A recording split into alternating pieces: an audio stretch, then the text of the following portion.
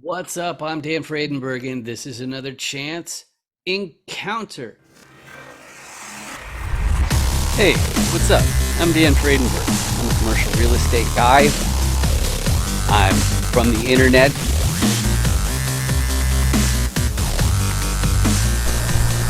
We're seeing more properties like this being built in front of a house that's going to be torn down soon. I understand that there are power lines that are getting kind of close. What's up again? This is Dan Fredenberg, and that there is a commercial real estate building.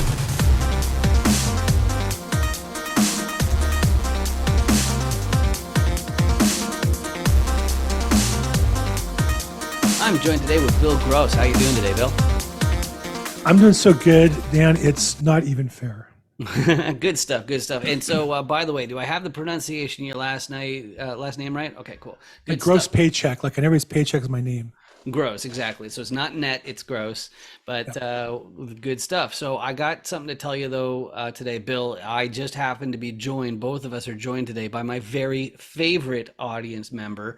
And why is my favorite audience member here today? Well, it's because this is a chance encounter where I interview commercial real estate syndicators, investors, and operators. And why do I do that? Well, part of it is because it's the law. But the other real reason is because if you're in any industry, you need to find out if there's any overlap between your business and the people who are also in your industry. So before we get too excited though, Bill, do you want to introduce yourself to the audience a little bit? Well, I'm a real estate broker in Los Angeles, California. My basic business is probate and legal real estate. I'm the LA probate expert. I'm building my own team here in LA and nationally, about 35 agents who we sell houses and help attorneys and families in probate and investors who find deals, but they can't close because of the title problem, and usually probate's the solution. All right, awesome. And so, yeah, as a broker, we have some extra special stuff for you.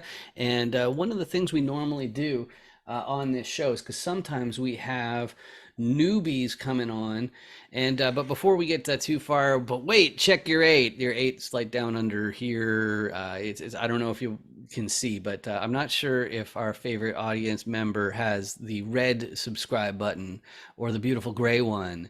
So it's really bad to have the red one. It's like bad for your eyes or something. But let's talk about motivations. Now, this is handy to know about you, Bill, especially if you start joining up on partnership teams.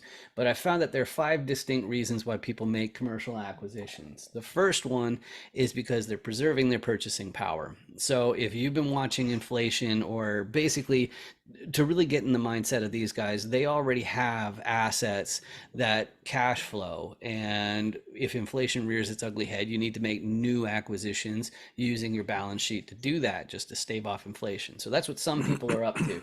But that's not me. My big thing is I'm finding out ways to trade time directly for wealth. And the reason why I do that is because I got a background in tech. I've owned a CRM agency for 11 years now. But the problem of high wages or high salary, anything like that, is you're paying more in tax than anybody else.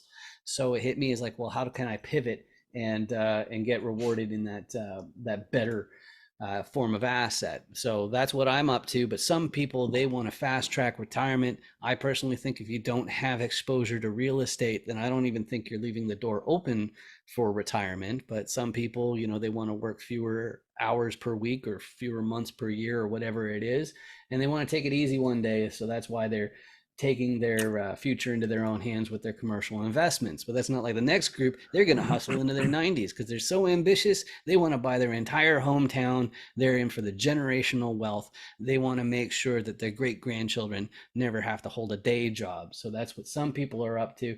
And that's great because, again, they'll hustle into their 90s. But the last group, they'll also hustle into their 90s, but that's because they've found a sector of society, or maybe it's the environment or animals or whatever it is. They would want to make a really big impact with somebody, and they realize that there's a financial aspect of that. You have to really get that buttoned up before you can make that sort of impact. So Bill, as far as where you're at these days, what of those five motivations are bigger, or what combination really describe you best? It's a combination of the one on, I forget the exact terminology, of hastening retirement. I'd say I'm older and I could retire, but the more money I put to work for me in the long run, the better my retirement lifestyle will be. I can live a bigger life that way for me and my family. So that's probably part of it. And then helping people. I think at the same time, I've been in this business a long time. I've met a lot of people, and I feel most alive when I help others build their business or solve their financial problems or help pass down generational wealth by unlocking probate real estate for people. So I would say a combination of those two. Awesome. So my next question for you, and I keep on using that wrong one, is if I hit this, it's for tolerance of risk. And this one I'm kind of throwing on you. I usually actually prep people for this question because it's really just figuring out, what where you perceive risk, and it's in the context of commercial real estate. So if you could, if I'll give you some hints if you can't think of anything, but please fill in this blank. There are many popular investment asset classes, but I think blank is too risky. You can even choose categories of real estate, but anything under the sun that you think is too risky. Well, I think particularly now, anything to do with development, value add is one level, but if it's not well capitalized, then that becomes almost like a development, a small development on your big property. I think the uncertainty, I've been in this business since 1986. I've never seen as much volatility and uncertainty. And I think uncertainty can be a good thing if you use it right. Mhm. I want to be available for something that's going to happen that I don't anticipate, I think, coming up. And so I wouldn't want my money tied up in a project where I relied on some bank to perform or the market to be available to bail me out 2 or 3 years from now. So I want things that are financed well, well capitalized, well managed. And for me, again, different stage of my life, I'm not looking really for risk in my investments. I'm more looking for cash, after tax cash flow. So um, I'm looking for large multifamily unit, well managed by established teams, maybe some small value add, but mostly for cash flow. Awesome, awesome. So that gets me into the roles, and you're a broker, so that means people will be coming to you to find the actual properties. But I like to go through these with every guest, and that's so that the guests can learn to effectively communicate on the subject of commercial real estate. And I'm going to do the fast version just because it doesn't relate to brokers directly that closely. So first thing I want to talk about is repositioners, who are generally acquisitions people. So they are going to be talking to people like Bill because that's where they're getting their deal flow from. And what are they doing? Well, I've got the pictures of a bunch of different properties there because they're in acquisitions and all this paperwork. Repositioners have to do the underwriting. Okay, they have to do the math to figure out, hey, is there any actual upside possible for this property? Just checking it out, making sure that everything is actually true that's being said by the seller and whatnot. So the repositioner is looking for upside, and they got a few different tools on their tool belt to do that. First one is more advantageous lending. If they've got access to cheaper capital, then they're going to be able to make some upside immediately. So that's one of their tricks that they can do, but let's assume that's off the table. Usually they're going to be figuring out ways to cut costs. If you want to be on a GP team for one of these deals, then you do have to have some sort of real role in that. Probably includes operations if you're not finding the deals or doing, investor relations, things like that. But the operations, any costs that you can cut on it, that's real upside. But the other one that they often have to do is they need a contractor team to do a value add. And then that way the new tenants will pay more in rent with a smile on their face compared to the previous ones. But one problem that some repositioners like me have, which is, I don't know if you know this about me, but I'm from the internet. Okay. And that's pretty geographically inconvenient. So I need locals. I need boots on the ground who can be there in an hour or two, because that's not going to be me. I'd be stuck at an airport even if my life depended on it in a couple hours. So you need a local. But when you turn around to the financier as a repositioner, you say, "Hey, I got this property. I found I got it from Bill Gross, the broker." The repositioner here would say to the financier, "Okay, yeah, here's my entire team," and the financier would have one other question that I haven't answered, which is, who's your KP sponsor? And this is something that in a lot of coaching programs, they don't really talk about it. And this is what it's all about. To be eligible for a commercial loan, somebody in the fold has to already own a similar asset. You know, if you got the cash to buy it outright, then sure, just go ahead. That's not generally how these are bought, though. So you have to have somebody who already owns a similar asset if you're ever going to get a loan for it. On top of that, you need a certain amount of liquidity. You also need a balance sheet of at least the amount of the loan. But you put that all together, you've got a commercial real estate deal. But everybody who's on this die talking to you, Bill, is going to be looking for specific properties. So let's flip the script a little bit. What's your ideal property as far as like geography, unit count, and class? What do you generally have, or what do people come to you for? Well, so I'm, as a broker, not as involved in multifamily. That's how I make my money. So my Hmm. 9 to 5 is my real estate business. Okay. I do get investors that come to me and say, "Hey, Bill, we're trying to buy this property, but there's a probate problem or a title problem, and I can help them fix it." And I network with people like you for that, to offer that as a service. But that's not my business, and my business is mostly with families and attorneys who need to file probate in California or nationally. Hmm. I'm a limited partner investor. I like, I work my 9 to 5 business. I do real well with that. I make more money than I live on. I take the excess and put it to work in multifamily. And so specifically, I go on business to Texas and Florida every year, a couple times each. And so I'm looking for properties in those states, in larger metro areas.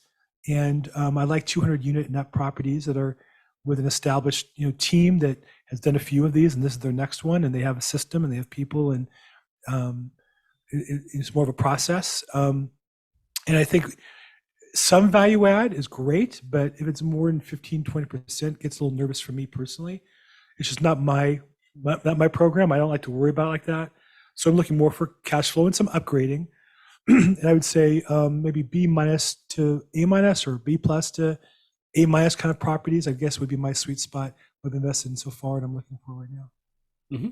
All right. Beautiful. Yeah, that's fantastic. And like as an LP, the financier is the nice name that I throw for private investors such as yourself, and that's just somebody who deals with paper and money.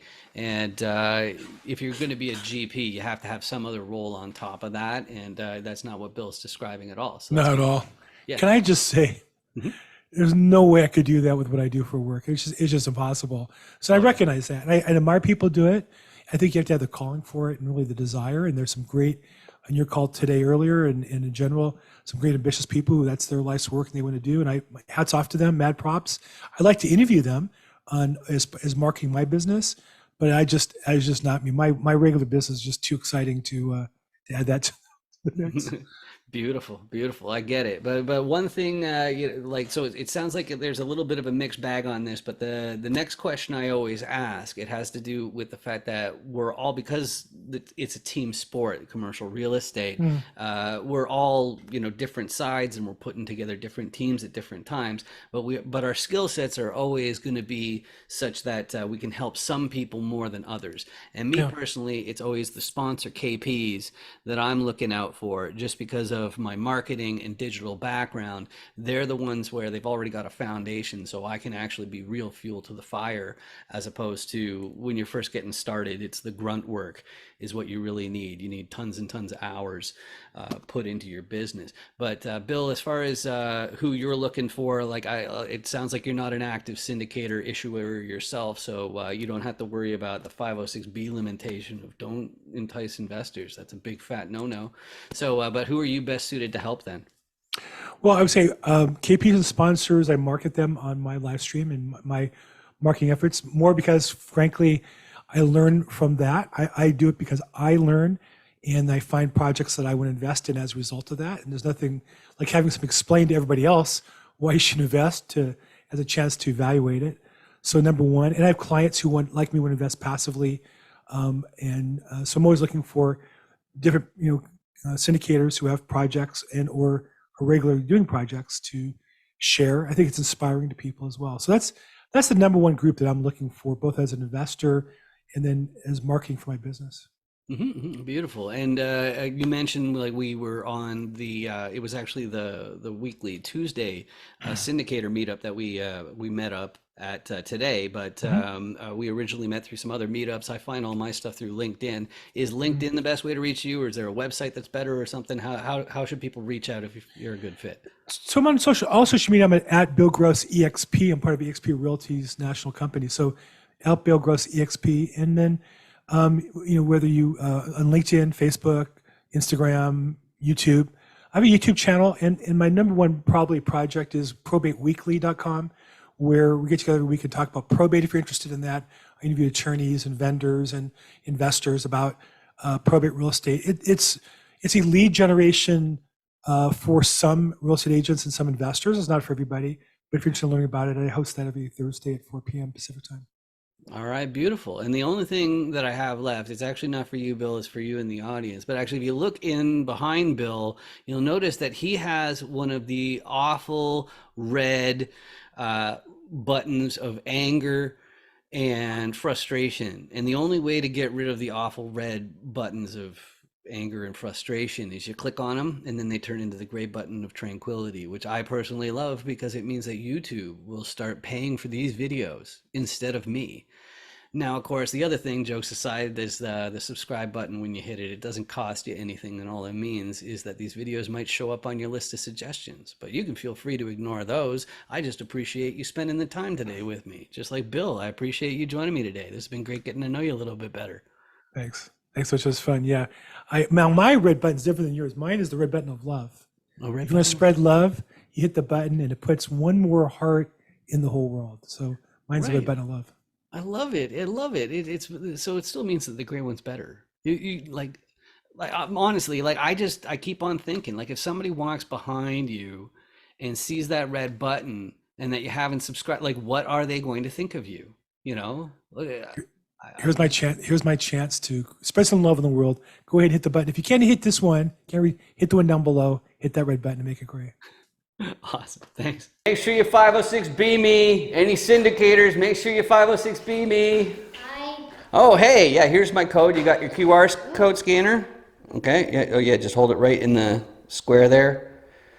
Okay, cool. And now you hit open in browser. Okay. Okay, are you already logged into 506BME? Yes. Yeah, okay, cool. Yeah, so there's my video. So now I'm already on your watch list. So when you get back to your hotel, you can find out what my core competencies are and my level of sophistication. Sound good? Yeah. I love your hat. Real estate's a scam. That's really funny. Yeah.